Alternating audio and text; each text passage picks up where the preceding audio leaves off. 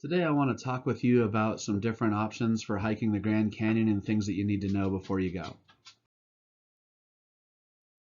In this video, I'll talk about common trails that people take, some different options there, things that you'll need to know for the logistics that you need to book before you head down, and then things for actually the hike itself, preparation you need to make beforehand, things you need to know while you're hiking, and things to do after you're done hiking. One of the hardest options probably would be to start at the South Rim and take the South Kaibab Trail down, which has very little shade and no water supplies to it, cross the river, and then you'd be going back up to the North Rim on the North Kaibab Trail. And keep in mind, the North Rim is a much higher elevation than the South Rim, so you'd be going uphill pretty much the whole way from the South Rim to the North Rim. Another really tough option could be to start at the North Rim and hike all the way down to the river and then hike back up to the North Rim in the same day.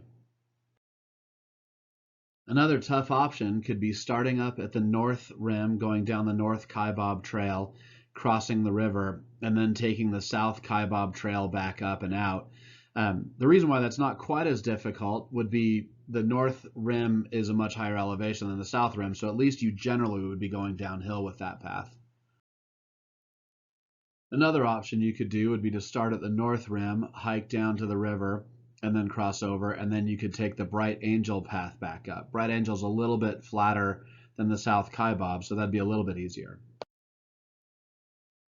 A little easier option would be to keep the whole thing on the South Rim. You could start and go down the South Kaibab Trail down to the river area, which is not going to have very much shade at all. It's pretty steep and not as well maintained and doesn't have any water supply.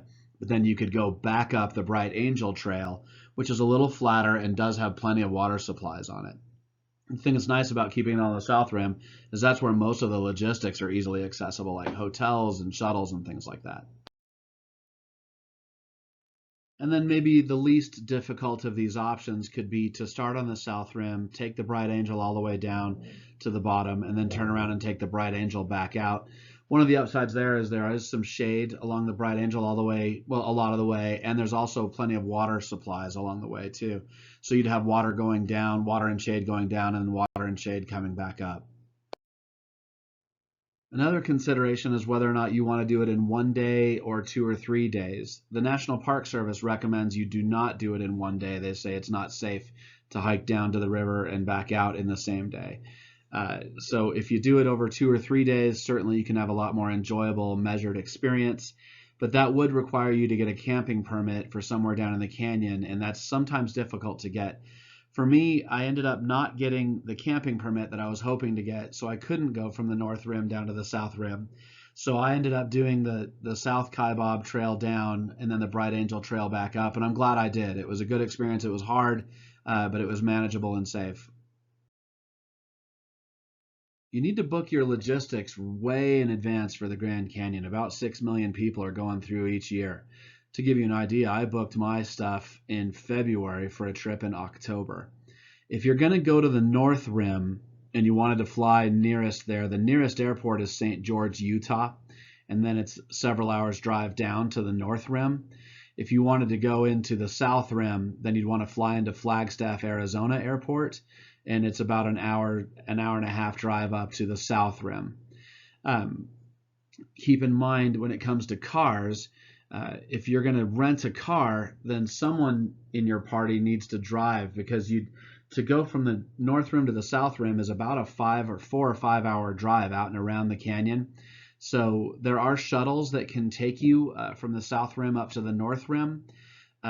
When you're down in Flagstaff, it's pretty easy to find an Uber around town, but it's not easy to find an Uber that will take you all the way up to the Grand Canyon. So you want to get a taxi or arrange a shuttle in advance, something like that, to get you up to the shuttle. When it comes to lodging, there's only a few campgrounds in the canyon. You'll want to look that up online and apply quite early. Right now, they're requiring you to mail, sounds so old-fashioned, to mail in an application, and then they'll email you whether or not you get selected on a lottery system to camp in the canyon. When it comes to hotels, There's a North Rim Lodge, only one North Rim Lodge on the North Rim that you need to book way in advance. Or you can go to Xanterra, is a private company that does the hotels in the Grand Canyon Village on the south side, things like Maswick and El Tovar. Or you can stay in a little city called Tusayan, which is just south of the Grand Canyon Village and is a little bit less expensive, but then you have the hassle of getting to and from the Grand Canyon Village. Another thing to remember is that within the Grand Canyon Village on the South Rim, there are free shuttles that take you all around to the different park and trailheads. Preparation for this hike is hugely important. I can't emphasize it enough. You'll want to book your logistics really early. Check the weather forecast before you go. I think the best times of year by far to go are in the spring or in the fall. In the middle of the summer, it's got to be incredibly deadly because of the heat. So check the weather forecast. Sometimes in October, they'll actually have snow on the top of the canyon and ice on the paths. And if that happened, you'd have to bring those ice cleats or crampons to hike in it, and that could be really sketchy. You want to make sure that you get fit.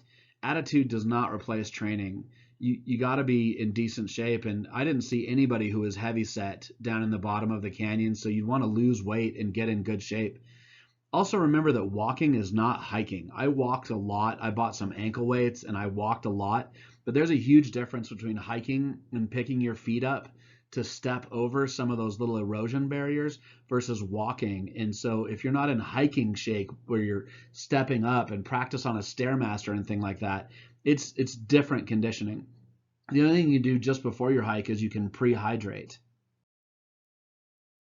When it comes to supplies, they say every ounce counts, because remember, everything you hike down there, you have to hike back out. There are no trash cans. So you want to go light, but bring enough supplies that you're not in trouble when you're down there. So you want to bring water with electrolytes. That helps you from cramping and dehydrating. You want to bring some salty food because you can overhydrate by drinking too much because your mouth gets parched. So having salty food helps that. Bring your phone with you. There are some places where you'll have a very weak cell phone signal where you can text or call people who are waiting for you. You can also use your phone as a flashlight in a need. Walking sticks are debatable. I would say about 40% of the people I saw had walking sticks and most did not. I did not and did fine without them. You'd want to bring a headlamp, or you can use your cell phone for a flashlight, but make sure you've got maybe an extra battery with you, or put it on airplane mode so that your light doesn't turn out. That can be really risky in the dark. You want to bring a lot of clothing layers. There's about a 30-degree temperature difference in the top versus the bottom. The bottom's a lot hotter because the rocks radiate the sun back out. You want to bring, I think, an evaporative cooling towel is excellent. I had one and I put it on my head. You can get them on Amazon. They are fabulous. You just dip them in water and they'll evaporate and they keep you really cool. They're really helpful. Bring some comfortable shoes with extra socks.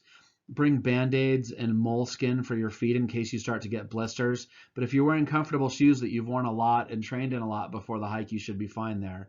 Bring wraps or braces for your knees or ankles if you're prone to those types of injuries.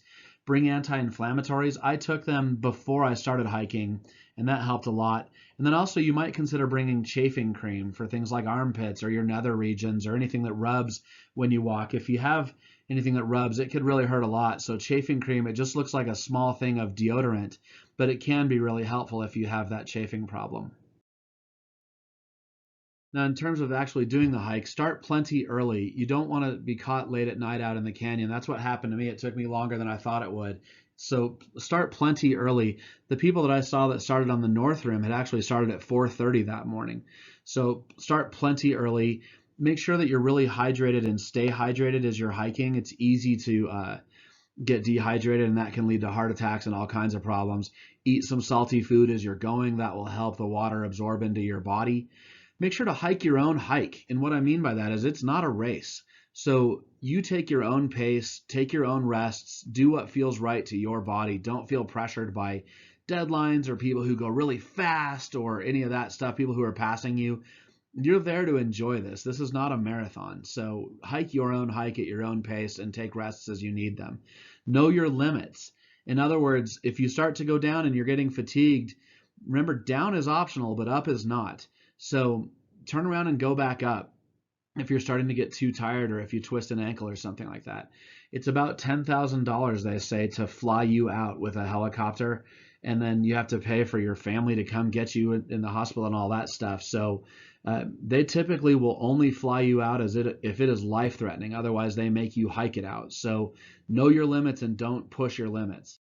For emergencies, there are a few places that have phones down in the canyons where they can call rangers. I did not see very many rangers down in the canyon, so you really want to be prepared and don't rely on others for emergencies. Pack out all your trash, and remember that uphill hikers and mules always have the right of way. Nobody talks about the part after your hike, but I think it's really important. When you're done with your hike, it's really good for your muscles to take a hot shower and then soak in a long hot bath. When you're done, get a penetrating rub like a tiger balm and rub that on your legs, and then be sure to stretch before you lay down.